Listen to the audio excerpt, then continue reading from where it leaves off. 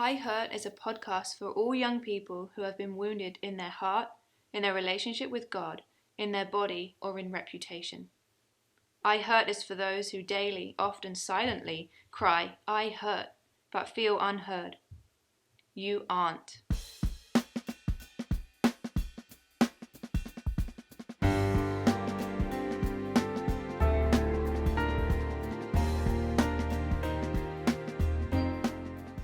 I Hurt stands on the truth that Jesus Christ loves you and God your Father grieves deeply over what has been done or said to or about you.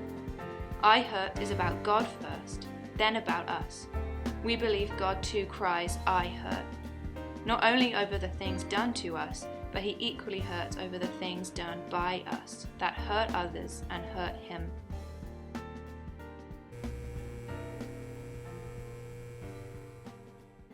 All right, welcome everyone to the 5th interview of the I Hurt podcast. I'm here today with Brad and with our guest of the afternoon, day, whenever you're watching or listening to this, Dave Gable. Dave, how do I know you? How do you know me? Or how does Brad know you? So we were introduced to each other by Brad.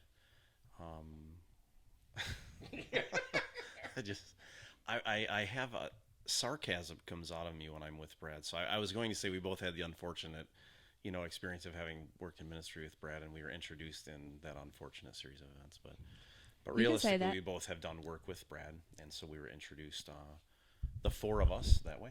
So you basically have taken away all my credibility. Thank you, Dave. You're welcome. Yes. So I thought it would be funny to start with some sort of story that I hear you two talk about all the time, and that is the red sweater story. So would you explain?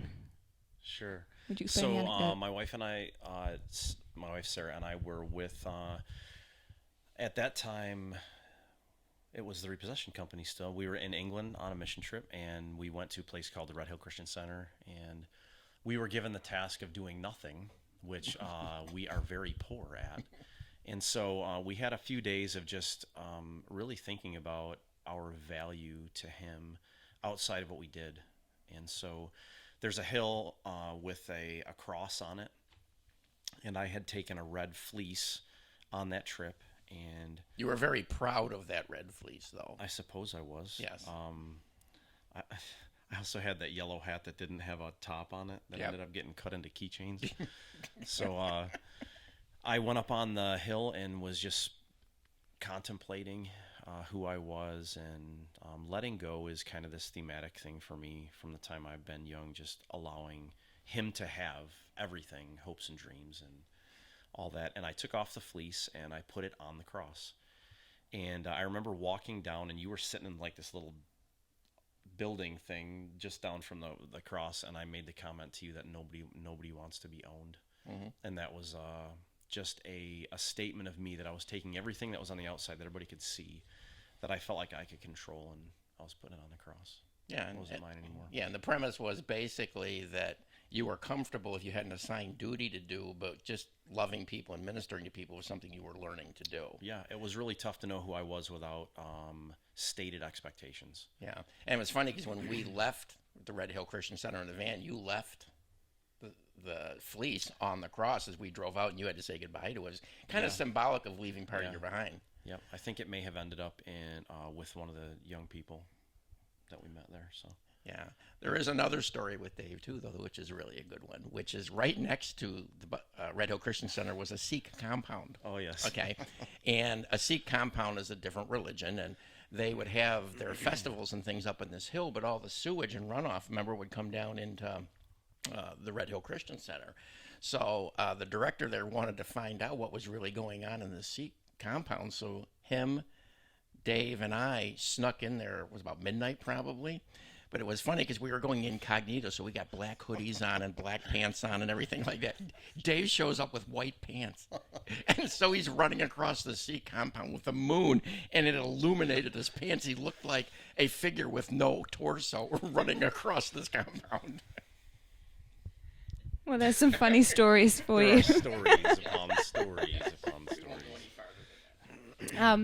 So we'll move on because you're going to tell us more of your story in a bit. But we're going to read from Matthew 7, 1-6 today. And it says, Judge not that you not be judged. For with what judgment you judge, you will be judged. And with the measure you use, it will be measured back to you. And why do you look at the speck in your brother's eye, but do not consider the plank in your own eye? Or how can you say to your brother, let me remove the speck from your eye, and look, a plank is in your own eye? Hypocrite! First remove the plank from your own eye, and then you will see clearly to remove the speck from your brother's eye. Do not give what is holy to the dogs, nor cast your pearls before swine, lest they trample them under their feet and turn and tear you in pieces. Why did you pick that one, Brad?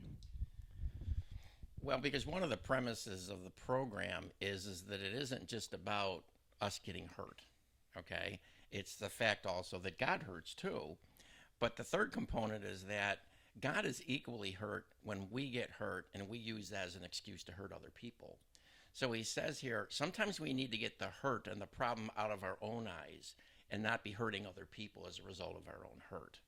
So to me, I think when I've gone through intense times of pain, it starts with self-focus.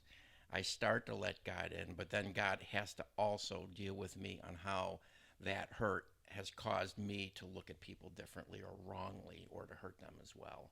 So it's an encouragement. If you're out there and you've been hurt by something, God cares about you, but he also wants to help you deal with the hurt that you've caused in other people's lives as well. Thanks, Brad. So, Dave, before you get onto your story of the hurt, would you just introduce yourself, a bit about who you are, what you do, what you've done, where you're at right now? Okay, so I'm Dave Giebel. I currently pastor a church here in Gowanda. So I've done all kinds of different things. I grew up with a dad who's self-employed, so I was working with him from the time I was 12, 13 years old in the summer. And then I've done sales, I've done construction, I've done welding fabrication, I've done parachurch ministry, I've done all kinds of different things. So there's lots of things I'm interested in, but that's the job I'm in right now. I don't anticipate ever doing anything other than what I do right now.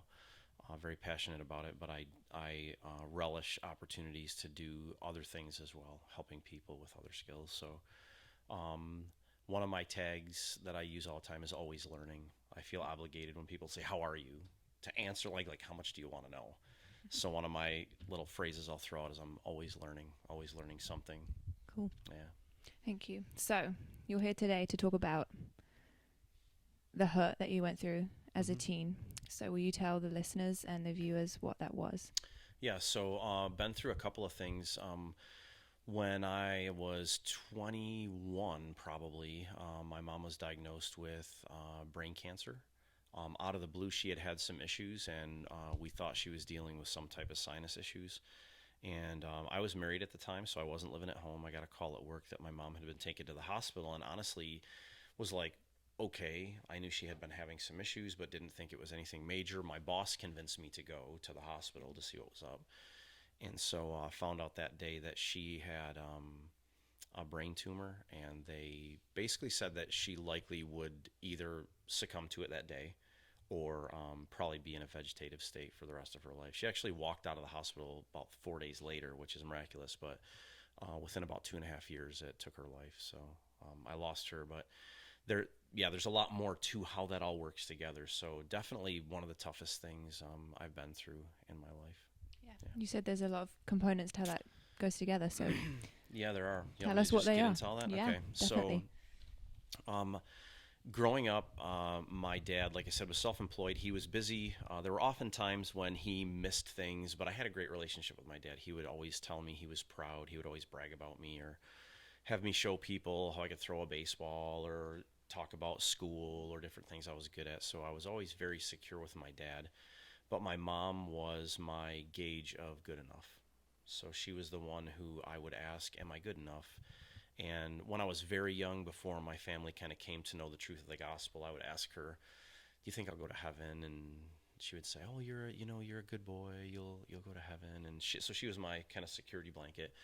But for a lot of my life, I would say the most painful things often were just who I was, and things I was going through. And I would feel often, because my mom was a very strong person. on every level, she was strong. She was emotionally strong. She was physically very strong. And I mean, I remember like wrestling around with my mom, and she could totally beat me up till I was about 18 years old. And all my friends. I mean, I tell the story. I came home from school multiple times, and she was on my dirt bike in the woods. So my mom was just a tough girl, you know.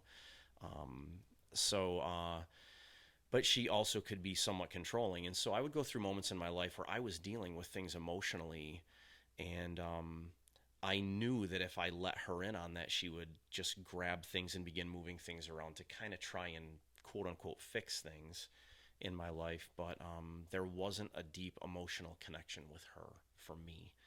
And it's only just been recently in revisiting some things that I've been through and how I cope with just people in life. You know, people have heard me talk about heavies. Those are people who just have an awful lot of pull in my world, and people who I'm concerned about whether or not they're happy, or are they mad at me, or are there expectations that I haven't fulfilled. And so I realized years after my mom passed that what was the most painful about saying goodbye to her was not the losing her in that moment. It was that the person who had always been my gauge of good enough was dying.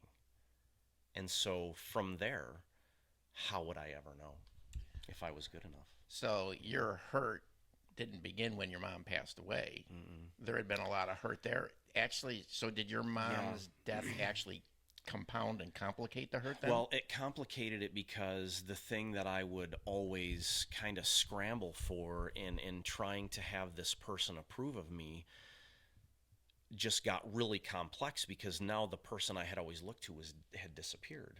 You know, and I was married at the time when she passed away. So there's this whole kind of intricate story that God has kind of begun to unravel in the past, I would say, 5 or so years. But the overwhelming pain that I felt that had to do with losing my mom actually started when I was about 5. And it sounds kind of crazy to talk about this, and I think we play things off, but when I first started school, I felt like it wasn't where I wanted to be, and I wanted to be with my mom. And I think I had this need for just affection from her, like just physical touch, just to be like swept up and sat on the couch with her and just loved as a little boy. And my mom was kind of a tough guy thing, and I didn't get that a lot from her. So when I began school, I remember feeling kind of just a severance there. And my sister Mary was born about a year later, and it was just like life was moving on for her. And I knew that life had to move on with me. So for me, at 5 years old, it was like I moved out of the house, right? And my mom would play down emotional things at times, you know, oh, don't be a baby, you know, kind of toughen up. But I remember her crying the day I started school. And so certain key things in my life, I realized, all started in that moment. And so I began looking for this person who would be this foundational anchor point in my life. So I remember 5 years old, looking for my wife. You know, I'm gonna marry this girl I went to school with, and she rode my bus, and I kissed her on the bus on the cheek, and she slapped me. So that was definitely not a good first experience. But I remember just liking different girls growing up through, and I would think about, what will life be like with this person? What about this aspect? And I would think deeply about what my life with this person would be like. And so I was looking for a person who would help me to nail down my identity, who would be able to tell me who I was and what I had to do in order to measure up. So when you look at the hurt that you experienced as a little boy, it affected you from the time you were a little boy all the way up. Right. And then when your mom passed away, it intensified it, redirected it, because you were married at the time. Yeah. So how did it carry over? And I mean, you've been married a few years, right? I had been married 2 years, almost 3 years, 2.5 years. I mean, what was your relationship like with Sarah? You know, after your mom passed away. Yeah. I mean, that was a huge emotional loss for you on many levels. Yeah. My relationship, I mean, with my mom was a good relationship. We got along very well, and she got along with Sarah really well after we got married. Before we got married, there was a little bit of tension there, but it was good. And it's kind of odd, because from the time I'm 5, I'm looking for this person who redefines this role. So I think kind of one of the tie together things that I need to say in this, and it's going to be common to everybody, is we are all experiencing some level of loss and pain, whether it's how we think of ourselves or how we don't measure up, or if we had it, we'd be more loved. Or if I was that or did that, I would be more respected. And for me, like, I needed some level of just like physical, like emotional affirmation reinforcing as a little boy. And so I began looking to quell that feeling as a little boy. So being the best in sports, I remember that being a massive thing. I can remember being enraged playing peewee football and literally wanting to hurt people because my team was losing, and I needed to win at everything. And you know, I remember getting in trouble for getting low 90s on exams at 10 years old, 12 years old. So these expectations were really high. And so that was what I kind of always felt like, was if I was the best at things, then I would be loved. So that's one of the early things. And was winning the only way you really knew whether you succeeded or not? I think there had to be a measurable thing that people would pat me on the back for. Yeah, there had to be some tangible way for you to get recognition or to realize you've achieved a goal or whatever. Sure. And that's painful. That's a very difficult thing. And as you got older, that was a pain that you had to live with. You know, it's almost self-torturing in a way, right? Yeah, and there are times when you think you're doing a good job and you're going to measure up, and then somebody either doesn't see it or the expectations aren't met, and you feel so gut-punched that you start wondering who you are. And to be fair, even to this day, I'm a competitive person, and I tend to want to do the things I'm good at. I want to do things where I can wow somebody. You know, and it's part of the flesh and pride that still wells up. And you don't want to do the things that you're not good at, like video games. I'll pay money to not play video games with my kids because like 10 minutes in, when I'm sucking at something, I want to break things. But it's because, so I really feel like anger in a lot of people is holding down a much deeper pain. And we can either rage or we can curl up on the floor and cry and die. And it's literally that difference. It's like the whole fight or flight thing, you know? So I don't like to be in places where I feel like I feel stupid or whatever, because I feel like I don't deserve to be loved and respected. So at a core level. At what point in your life did you come to a point with Jesus and understanding who you were and who he was, and how did God then make a difference to this journey? Yeah, so when I was 19, I was faced with this challenge that he didn't own my life. And so it really began there, where I just really began to surrender my life. And then it's so much about being willing to be honest with ourselves and how we're feeling, and having an appetite for truth, right? Right. So we would come to spots in life, and I started realizing that the things I felt had a lot to do with things I believed. And the truth was that when I felt worthless or angry, it was because of things I believed, and that if I let myself, I could begin to remember some of the things that my whole life had reinforced those things as true, though they weren't true. Like the lies. Yeah. So, about a year and a half ago, I lost 2 very, very close uncles. They camped with our kids. They were like additional grandparents to my kids. And in that moment, a song came up that just began to eat my lunch. I would listen to it over and over, and it was so deeply emotionally impactful to me to hear this. And the words to the song started by saying, I wanted you for life. And it's like, I had no expectation of being emotional at all. But when I remember this moment that God led me into, I remember that. It said, I wanted you for life, you and me in the wind. I never thought there'd come a time when our story would end. And so, like, God leads me into the sanctuary at church. I'm pastoring at this point about a year and a half ago, and God's like, come in. He has said for years to me, come away with me. Like, leave all the concerns and thoughts behind. Just come away, just you and me. Let me talk with you. Yeah. And this was one of those moments, and I was like, I do not want to go in the sanctuary and fall apart right now.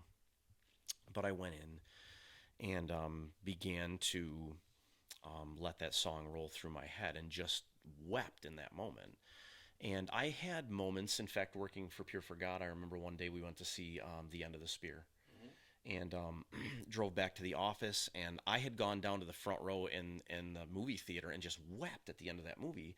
And there's a moment where I think it's Nate Saint's character, the little boy, is running down the runway waving to the plane his dad is in, and he's never going to see his dad again. Wow. It's this goodbye moment.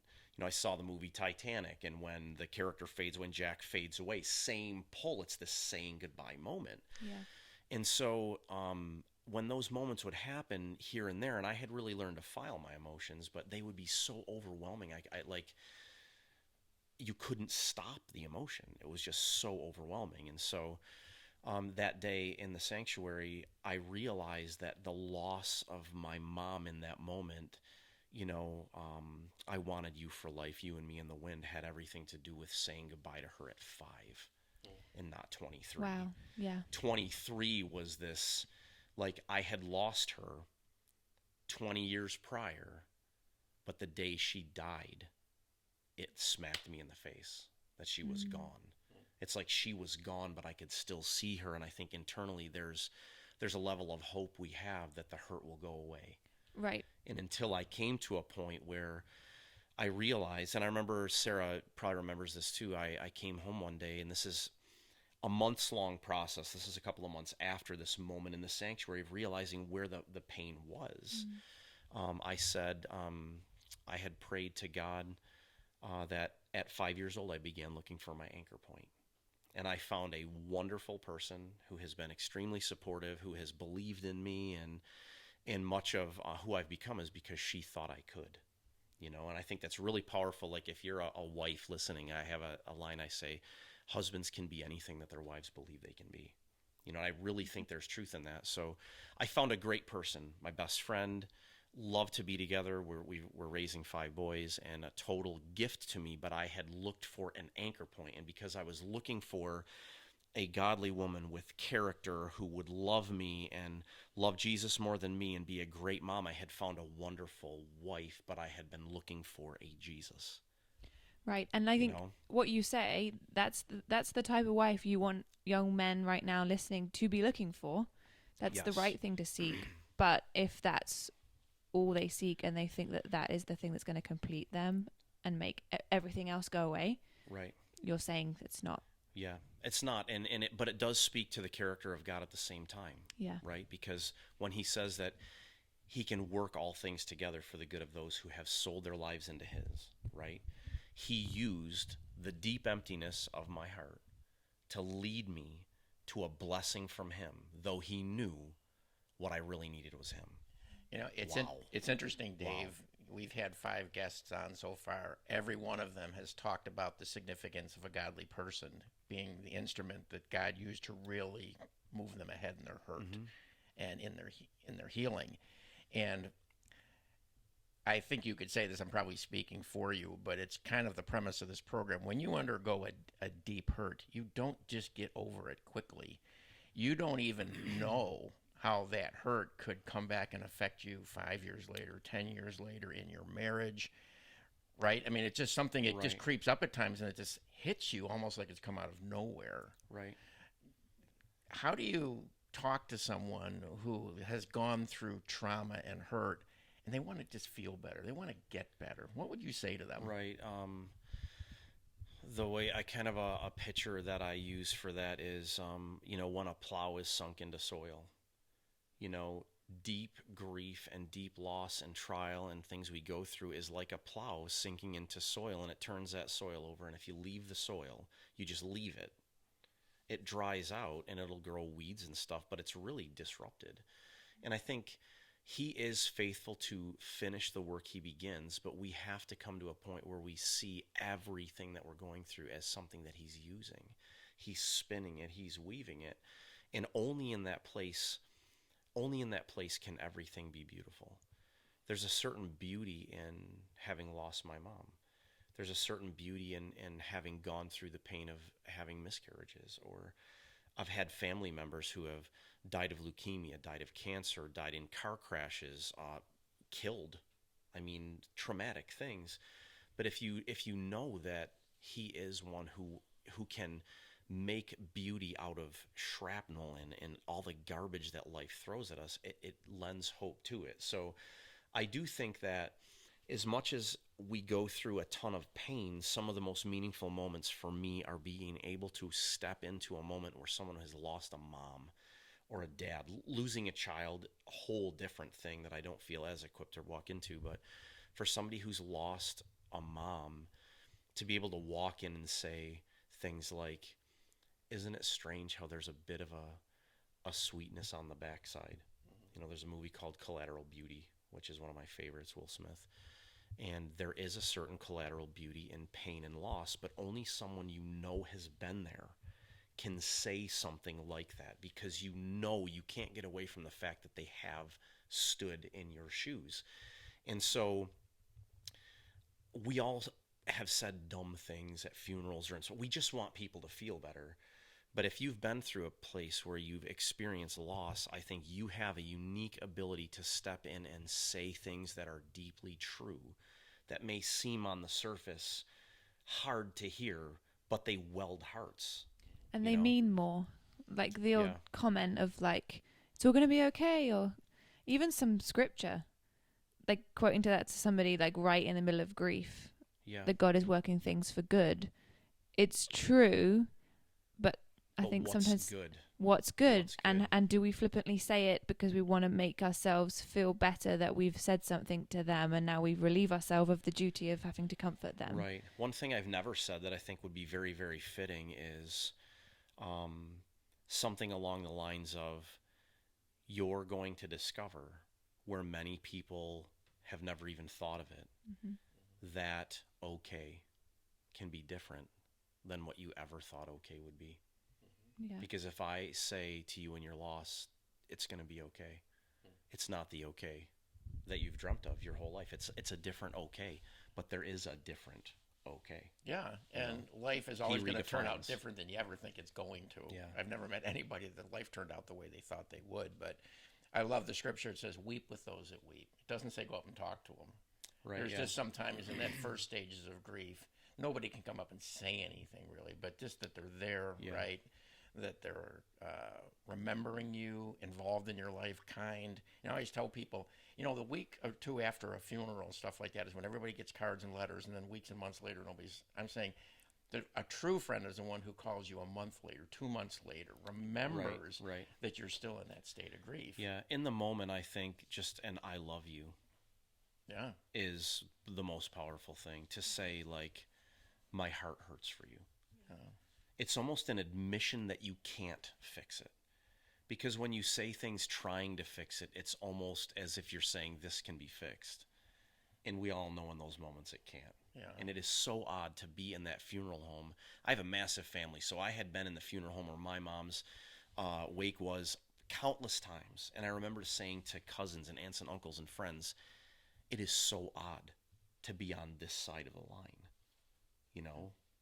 It's just... But it equips you to be on that side of the line. Yeah, it does. I remember I was really ill for a season, and we called a bunch of our friends, and I remember I called you, and you wanted to drive up on your motorcycle, but you couldn't. I don't know if you remember this or not. But you did call me and say, Brad, I am there. You said, I'm around your bed, and so are your friends praying for you right now. Yeah. And I remember in the depth of my pain, you were there. It wasn't just words, but I knew because you loved me and you were my friend and we had been through things together that you were hurting right along with me. You get cards and you get letters, but when somebody says something like that out of a position of they're hurting with you, it means just as much as if you were there. Yeah. And to me, we have people tell these stories because we want people to hurt together, that they can understand all the things that you've been through. And you have a great marriage. The church is going really well. Your boys love you. You got so many things in your life that are God's blessing and growing, but a lot of that has come out of that turned up soil of pain and hurt. Yeah. And even now you're still processing that, right? Yeah, one of the toughest things in all of life is to feel as though you're out of control. And the love of money is a root of all kinds of evil. I think you can take the word control and stick it in there for the word money because it's the most tangible example of control we have. And So probably the most painful time of my life, honestly, was in my early teens. I had a girlfriend, and there was some school issues going on, and my parents threatened to take me out of the school where she was. And it was not a good relationship. It wasn't a good situation, but I remember feeling as though my whole life was crumbling, and I couldn't talk to my mom because she would grab control and make decisions that I didn't want her to make. I was trying desperately to hold on to this relationship because I had found an anchor that at that point I had attached to in a massively emotional way. And I remember just walking into a field off my parents' property and weeping because there was no one I could let in.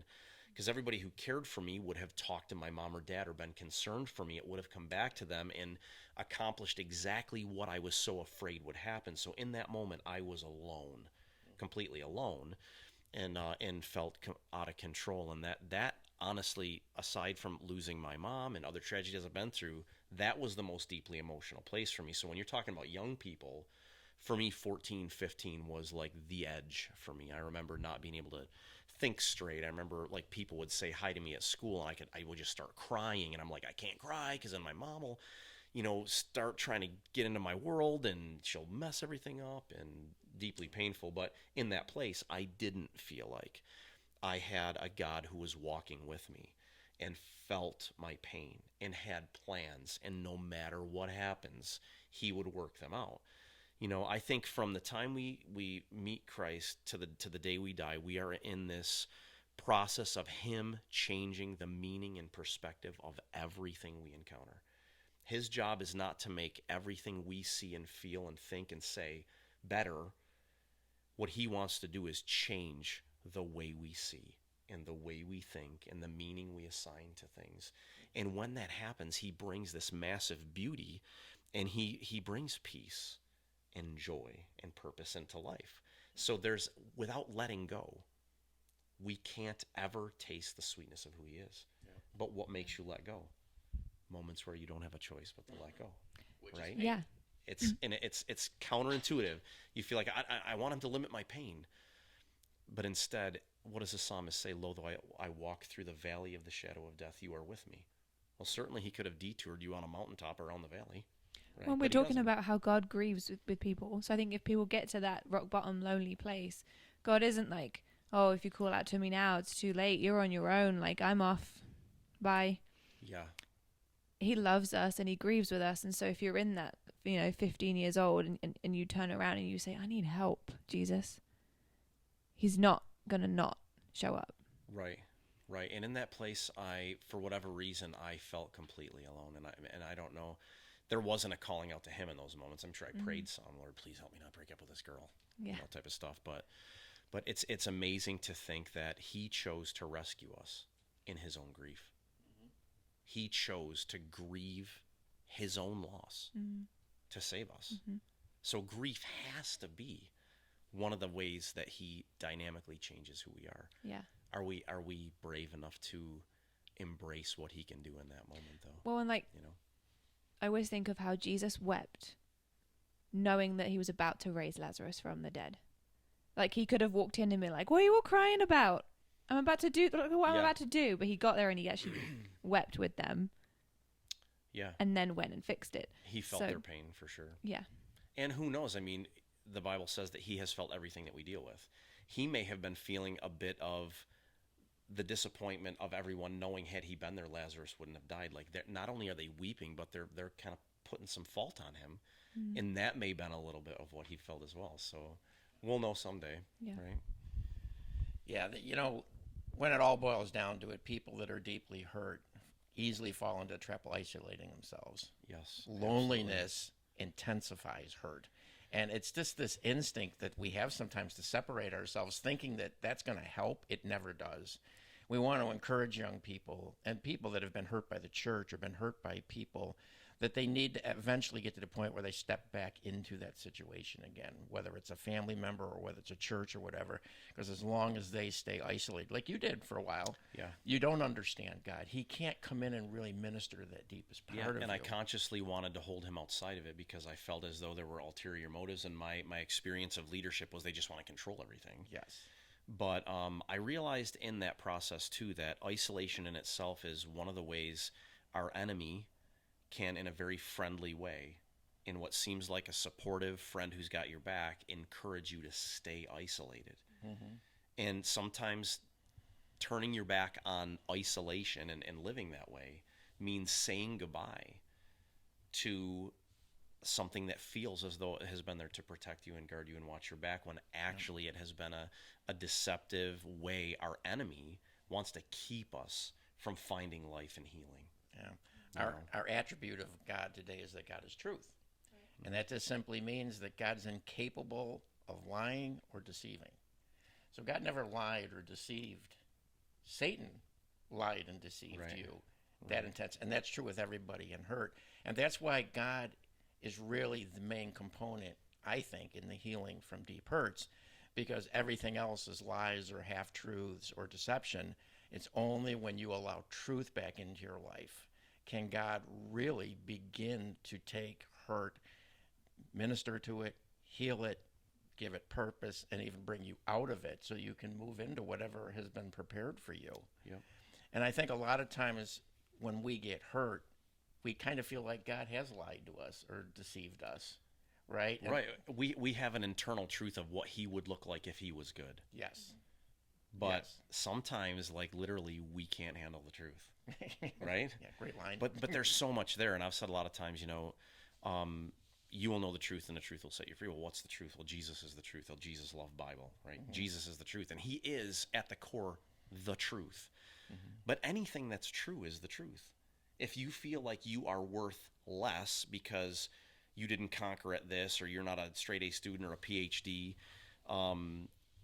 if that's the truth and you come to deal with that, you will find freedom. If you have anger problems and you come to the truth of you have anger problems, you will find freedom in that. The funny thing is, of all the things, like feeling like I need to be the best at everything, I'm the oldest of 4 kids.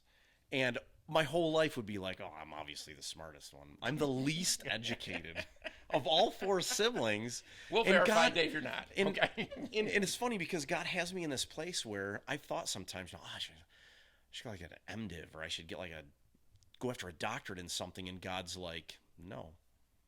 Because I'm doing things in you that shouldn't make sense to anybody. And all you're trying to do is put letters behind your name so people give you that pat on the back. And I will be your pat on the back. Yeah. And so in everything that he does, every time he blesses ministry and stuff, I have this little tagline, like, in spite of me, in spite of us. And I've had people say, no, you're awesome at things. No, and I'm like, well, listen, I don't know how he's doing this. All I can know to do in a day is let the day be what he has meant for it to be, and let go. Yeah. And chase him with all my heart. And even in prayer, like, pray like you're 6. Just be honest. Just really simple. And that works to anybody, no matter what the source of their hurt or pain has come from. Right? Yeah. Pursue God. And the funny thing is so often we distance ourselves from God and distance ourselves from God's people because they may have been the source of hurt, but they're driving us away from the only real solution that we're ever going to find. And that is to pursue Christ as an individual, in spite of what's going on in the church, your family, or hurt, or whatever. Just continue to pursue him. Yeah, and I would say often I'll kind of preempt people's future on this and say there will be times when you begin to seek God for healing from hurts that you've experienced, or for just the correct meaning to be in all of it. There will be moments when you feel like you're going backwards, like that he is not the answer. This is obviously not working. I feel worse today than I did yesterday. You're going to feel that. It's part of the process. And so just knowing that will happen means that when you get there, it doesn't change the narrative. Right. I'll often tell people, you're going to have a really junky day, maybe within the next week. You're going to question everything, all the growth. It's going to happen. And I'm saying this so that when you get there, you remember me saying that totally normal.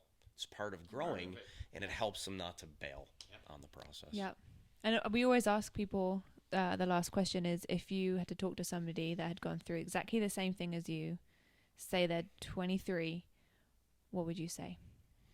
I think every time we look back at life, like you remember 21, 22. Yeah. Do you know more now? Yes. You think of yourself as, I obviously know more now. Mm. So just because we all share that universally, the question, do you think that you will discover things in the next year or 2 that you don't know today? there are always perspectives and angles and details that we don't know Right. about what has happened, where God was, how does it make sense, and we will learn. And whether or not we learn it here, where every question we have will be answered. So don't give up the hope of meaning being lent to every detail we've ever experienced. It may be here, it may not be here, but there's always something we can learn about him and what he's doing in his heart that makes a difference. So like expect it. We don't expect, looking back, that we knew everything at 21 or 30 for 40 for me. So why would we think that there isn't something more to learn about who he is tomorrow? Right. You know? And I would add to that and say, find yourself a community of healthy people. Yeah, and a few people who can speak truth into you and be like, I know you feel this. I know you feel like there's no way God could be fair in this moment. It's not the truth. Right. But it's okay that you're feeling that in this moment. Like he's big enough to handle it. He's got big shoulders, right? And I'm speaking to people that are listening now and saying, if you don't feel like you have that community, and actually you are in a season of isolation and you're lonely, and you have maybe been hurt by the church or the people that you used to go to, you can't go to anymore, reach out and email us or find us on Instagram or Facebook and contact us, because this is the reason we're doing it. And we want to help and we want to pray for you. We want to be there for you. And we'll say this at the end of every interview now, because loneliness is such a deep part of grief and pain, and it's exactly where the enemy wants you, and we want to pray with you and bring you out of that and bring the light to your grief. So go and find us on social media, Facebook, Instagram, YouTube. We have an email that will come up at the end of the video or on the description of the podcast. And then finally, Dave, we ask every single guest to close us in prayer. Yeah, for sure. I would definitely say that the most huge changes in my life, the ones that I would give everything for, have come through hard moments. It's always through the grief. It's never through ease that we sink deep roots. So for sure, yeah, I'll pray. Okay. All right.